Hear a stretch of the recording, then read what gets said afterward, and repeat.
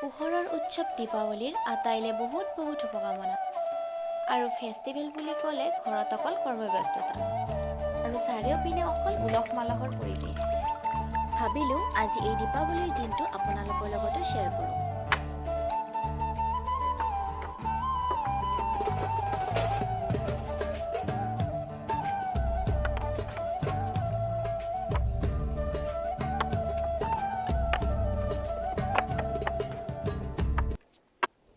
চাকিবোৰ ধুই ৰ'দত মেলি দি দুটামান চাকিত মই পেইণ্ট কৰিলোঁ।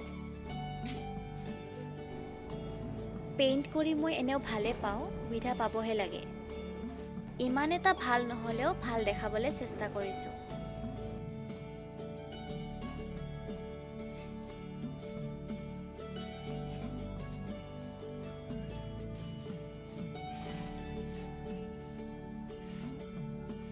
ৰাইজ কেনেকুৱা লাগিছে জনাব দেই। ভালদৰে ৰাখিব পাৰিছনে?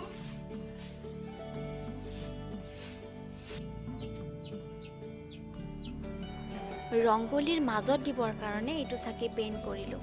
কেনেকুৱা লাগিছে জনাব।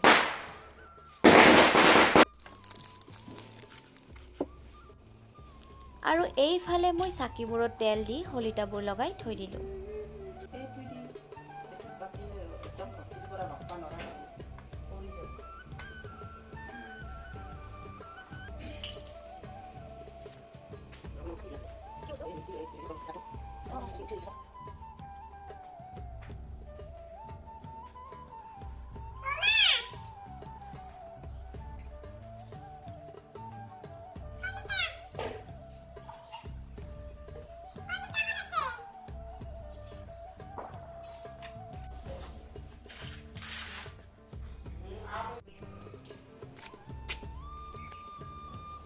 এয়া বাটত কলপুলি পোতাও হৈ গ'ল চাকি জ্বলাবৰ বাবে। আৰু মই অলপ চাফ চাফাই কৰি ৰংগলী এটা আঁকিলোঁ।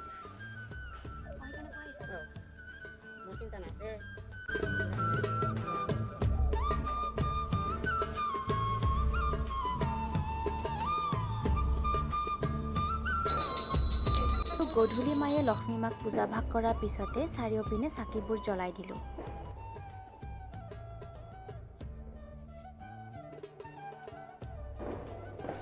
দীপাৱলীটো যে মোৰ সৰুৰে পৰা খুবেই প্ৰিয়, কিবা বেলেগ এটা ফূৰ্তি লাগে।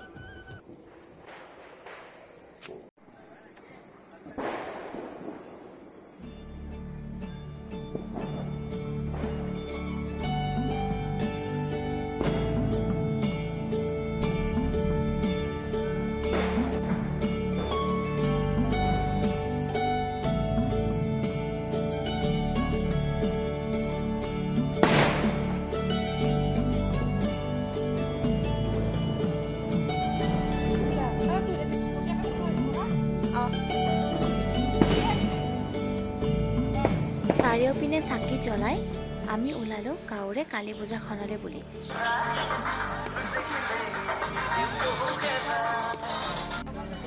মাক সেৱা কৰিলোঁ আৰু এয়া পূজাথলীতে কেঁচা বুট খালোঁ।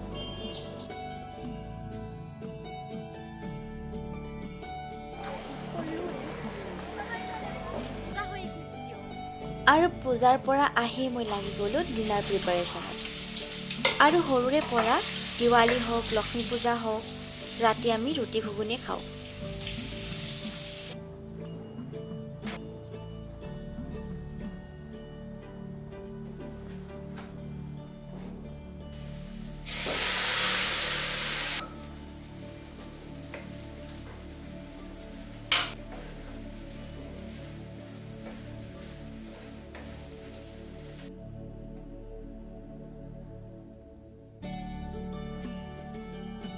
বনাই হোৱাৰ লগে লগে গৰমে গৰমে ৰুটি আৰু ঘুগুনি ময়ো খালোঁ, মাহঁতকো দিলোঁ।